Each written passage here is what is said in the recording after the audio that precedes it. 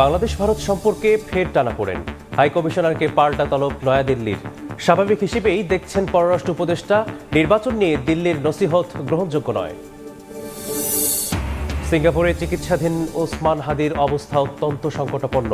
দেশবাসীকে শান্ত থাকার আহ্বান প্রধান উপদেষ্টার, দোয়া ও প্রার্থনার অনুরোধ।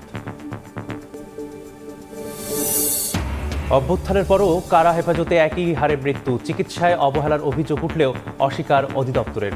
প্রতিটি ঘটনার সুষ্ঠু তদন্তের দাবি মানবাধিকার সংগঠনের। সমুদ্রপথে ইউরোপে পাড়ি জমানো অবৈধ অভিবাসীর 30% বাংলাদেশি। অর্থনীতি ও কূটনীতির জন্য হয়ে উঠেছে ঝুঁকিপূর্ণ। জনশক্তি রপ্তানিকে স্বচ্ছ ও দালাল মুক্ত করার তাগিদ। এবং ট্যারিফ জটিলতার মধ্যেও যুক্তরাষ্ট্রে বেড়েছে পোশাক রপ্তানি। 5 মাসে বাংলাদেশ থেকে গেছে $3.5 মিলিয়ন পণ্য।